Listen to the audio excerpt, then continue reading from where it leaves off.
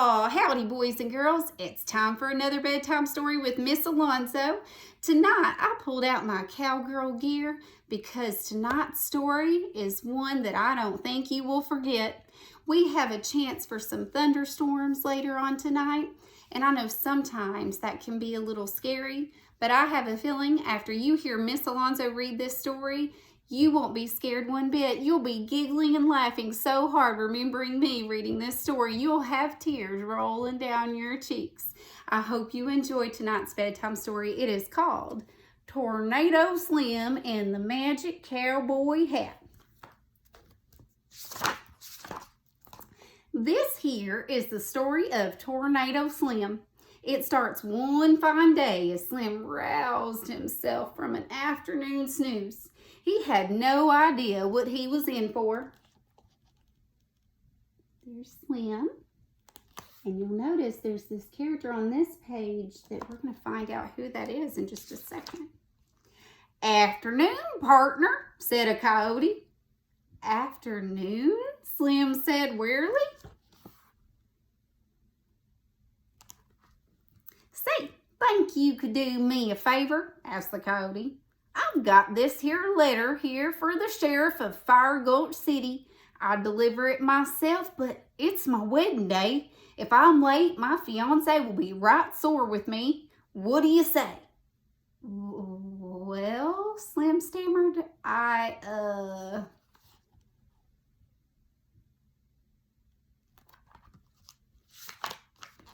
Okay, interrupted the coyote.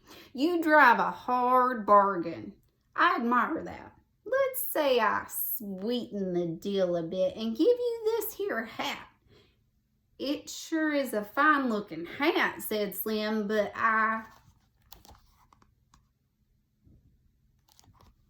The coyote quickly pushed the letter and hat into Slim's hands.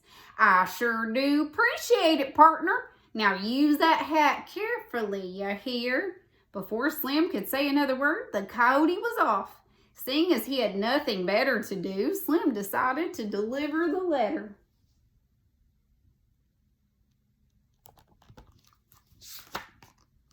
When he finally staggered into a small town hours later, his feet felt like they were ready to fall off.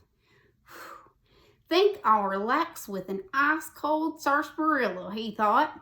Now, a sarsaparilla, what we say in class, it is similar to a root beer. Now, Miss Alonso is not a fan of root beer, but I like Coke or Coke Zero.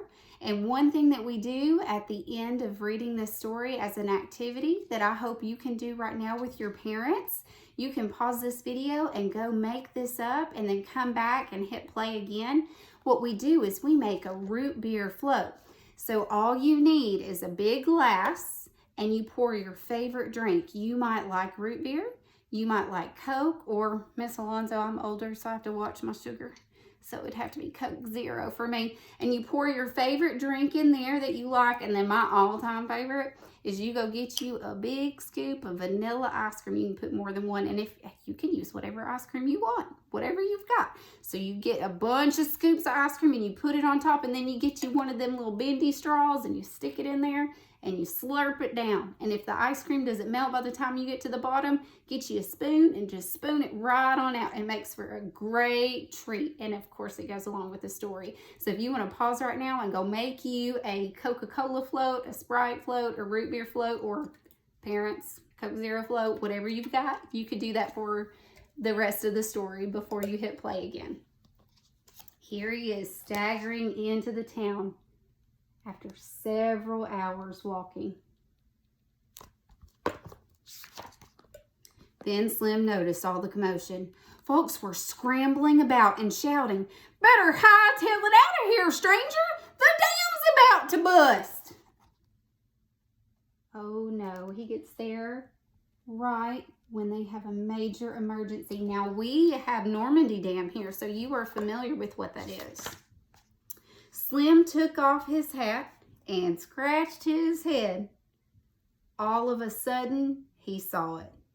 Of all the rotten luck, water was bursting through the broken dam, and Slim was right in its path.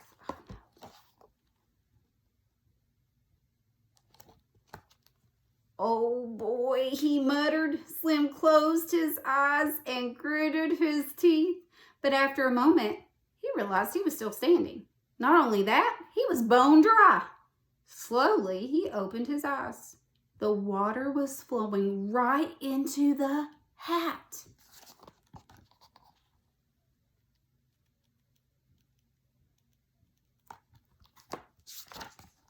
Slim heard cheering. "Way to go, partner! You done saved our town." The townsfolk cooked up a feast of smoked ribs, corn on the cob, plenty of baked beans, 5-alarm chili, and a great big barrel of sarsaparilla. Slim could have stayed forever eating free food and enjoying all the attention, but then he remembered the letter in his pocket. He set out again for Fire Gulch City.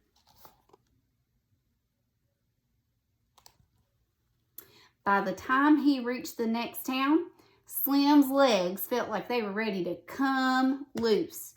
"Oh boy," he thought, entering a saloon. "Sure could go for an ice-cold sarsaparilla." Uh-oh, do you see something behind him? I see it over here. But before he could bless the bar stool with his behind, he heard a shout, "Twister!" Everybody began to panic. Everybody except Slim. He had the hat. "Back in a moment, folks," he said, sauntering outside.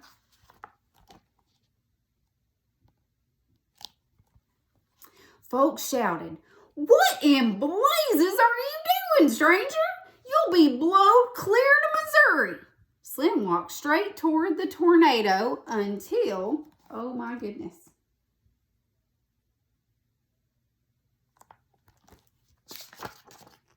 Whoosh! He spun around and around, something awful, faster and higher each time, dizzier than he'd ever been in his whole life. Slim grabbed the hat off his head. The tornado swirled right in it.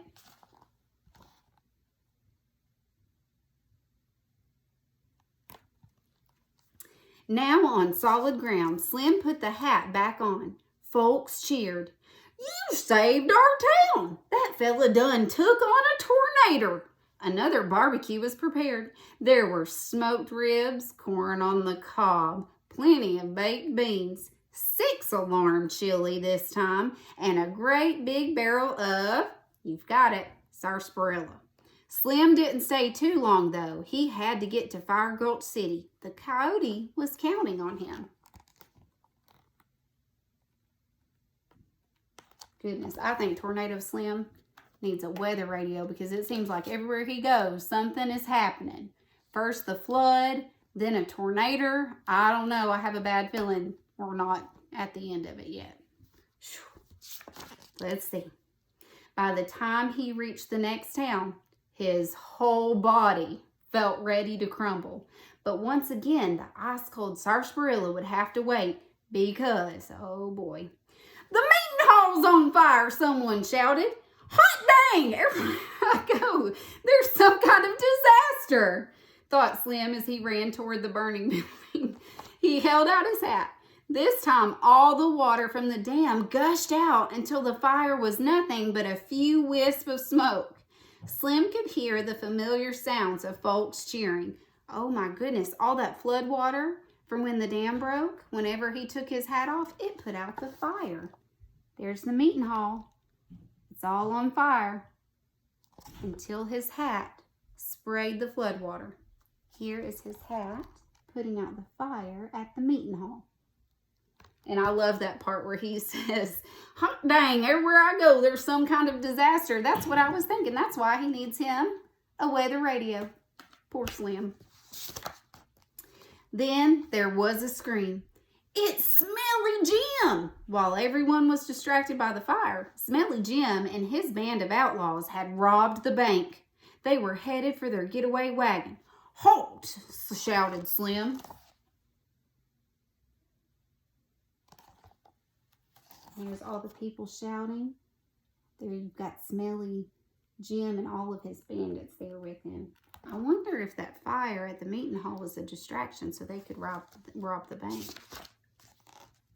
He had nearly caught up to the bandits when a gust of wind blew the hat off his head. The hat did a twirl through the air and landed right at Smelly Jim's feet. Oh no. I have a bad feeling it's going to get in the wrong hands. Thanks, partner, laughed Smelly Jim as he lowered the hat onto his head. The hat began to tremble. I wouldn't do that if I was you, Slim said.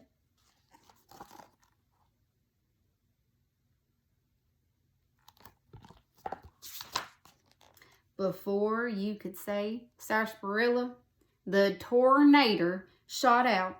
Smelly Jim and his band of outlaws were whisked into the air. Round and round they went. Their cries could barely be heard over the roar of the wind.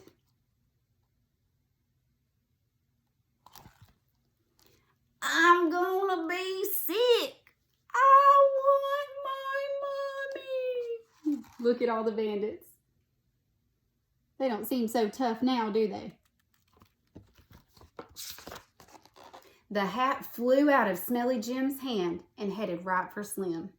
As soon as Slim caught it, the tornado swirled back into it.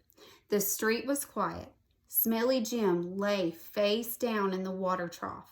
Sprawled out around him was his band of outlaws. The townsfolk cheered as Slim led the bank robbers to jail. Nicely done, partner. You showed 'em. They don't look so tough anymore, huh? The mayor approached Slim. How'd you like to be the sheriff of our fine town? He asked. Me? Sheriff? Asked Slim. Sir, I'd be honored. Then you got yourself a job, said the mayor. Now let's get that barbecue pit fired up, folks. Bart, how about a batch of those 7-alarm chilies of yours? We've got some celebrating to do.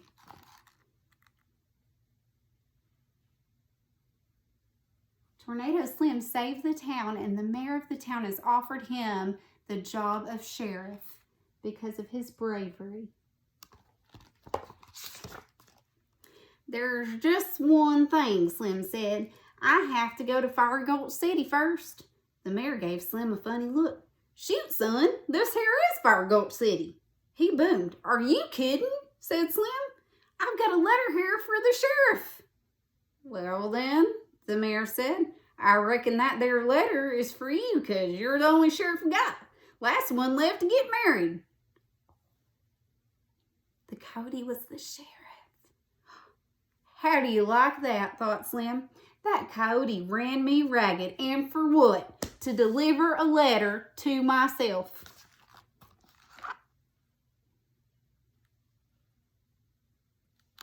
Oh my goodness, I think it was all part of the plan. Slim opened the letter. Dear Sheriff Slim, I know you're thinking you could have just opened the letter right when I gave it to you. Save yourself the trip, but it wouldn't have worked. You needed all that traveling and adventuring to get to where you are, just like I did when I first became sheriff. So congrats on the new job and take good care of that hat. It's been worn by sheriffs for a long time. I'll stop in and visit next time I'm in town. I've got some great wedding pictures to show you. Yours truly, the Coyote. There's the letter that he handed Slim at the very beginning of the story and told him to please deliver to the sheriff of Fire Gulch City, which was the Coyote. And throughout that adventure, he ended up becoming sheriff of Fire Gulch City after he saved the town and also got Smelly Jim and his outlaws locked up. I hope you enjoyed tonight's story. I hope it made you laugh. It is one of my favorite stories to read about weather.